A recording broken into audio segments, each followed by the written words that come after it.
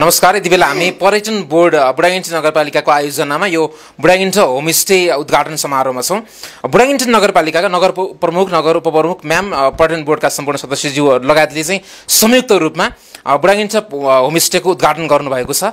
यो उद्घाटनले वास्तवमै बुढाइन्टीमा पर्यटकीय विकासका लागि नगरपालिकाले योगदान गरिरहेको प्रमाणित पनि हुन्छ भने नगरपालिकाले दिएका विभिन्न समयका चाहिँ ट्रेनिङहरूले, होमस्टे सम्बन्धी ट्रेनिङहरूले चाहिँ नतिजा दिएको छ। यो नतिजाले वास्तवमै अन्य व्यक्तिलाई पनि प्रोत्साहन मिलेको देखिन्छ। यति बेला हामीसँग पर्यटन बोर्डका आदरणीय अध्यक्ष अर्जुन सर हुनुहुन्छ। अर्जुन सर नमस्कार। नमस्कार सर। अब यहाँहरूले विभिन्न समयमा कार्यक्रमहरू गरिरहनु भएको थियो, हामीलाई कति थाहा हुन्थ्यो कति थाहा हुँदैन, त गरिरहनु भएको थियो। यद्यपि विभिन्न वडालाई समेटिरहनु भएको थियो यहाँहरूले, होइन? यो नतिजा चाहिँ ठ्याक्कै आज पनि हिजो केही दिन अगाडि पनि यहाँहरूले चाहिँ अर्को होमस्टे पनि उद्घाटन गर्नुभएको थियो। यो नतिजाले यहाँहरूलाई पनि प्रोत्साहन गर्यो, होइन? अब धन्यवाद।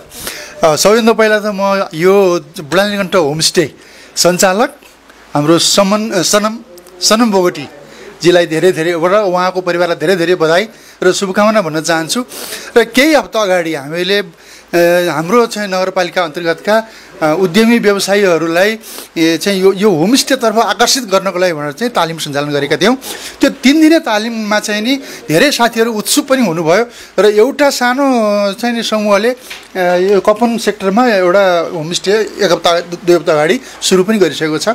र हाम्रो बुढानीकण्ठ चाहिँ नि शान्त, स्वच्छ, समृद्ध पर्यटकीय नगर बुढानीकण्ठबाट जसरी हामीले भनिरहेका छौँ, नाराको मुख्य अंश नै पर्यटनलाई नै कसरी पर्यटकीय नगर बनाउने भन्ने हाम्रो मेन ध्येय नै पर्यटन बोर्डको ध्येय नै यही छ।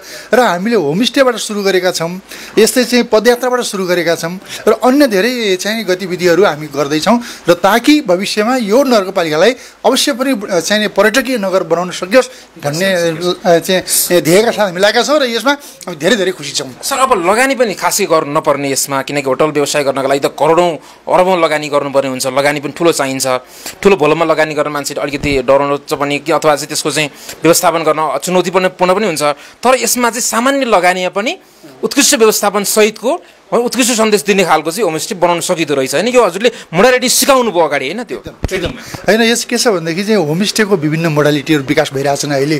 जस्तो सुरुमा चाहिँ नि कि होमस्टे एउटा कम्युनिटी होमस्टेको रूपमा मात्रै मान्छेले परिचय चाहिँ पाउँथ्यो भने अब बिस्तारै चाहिँ कम्युनिटी होमस्टेबाट इन्डिभिजुअल होमस्टे, एयरबिएनबी यस्तो नयाँ किसिमको चाहिँ नि अब अझ चाहिँ नि यो रेन्टल चाहिँ होलिडे रेन्टल्सहरू भयो, नयाँ मोडलहरू चाहिँ सुरु भइरहेको छ।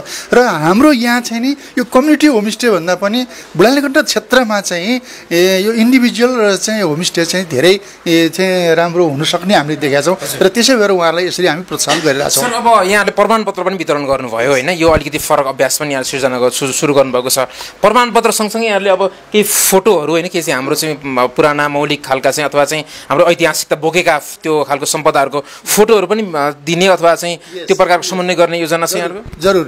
जसरी केन्द्रीय पर्यटन बोर्डले देशभरका चाहिँ पर्यटन उद्यमी व्यवसायीहरूलाई प्रमोट गर्नको लागि भनेर देशभरका चाहिँ पर्यटकीय गन्तव्यहरूको चाहिँ राम्रा तस्बिरहरू ठुलो खर्च गरेर चाहिँ बनाएका तस्बिरहरू छन्, त्यो तस्बिरहरू चाहिँ जसरी त्यहाँ उनीहरूलाई बाँड्छ भने हामी पनि हाम्रो नगरपालिकाभित्रका चाहिँ सुन्दर दृश्यहरूलाई कैद गरेर राम्रो फोटो बनाएर यस्ता होमस्टेहरू र अन्य पर्यटकीय व्यवसायहरूमा हामी वितरण गरेर हाम्रो नगरपालिकालाई चाहिँ प्रोत्साहन गर्न चाहन्छौँ। हस्, thank you so much sir. हार्दिक शुभकामना छ। यसरी नै सफलता पर्यटकीय हबको रूपमा बुढानीकण्ठ विकास गर्नका लागि योगदान गरिनु होला। Thank you so much. धन्यवाद। नमस्कार।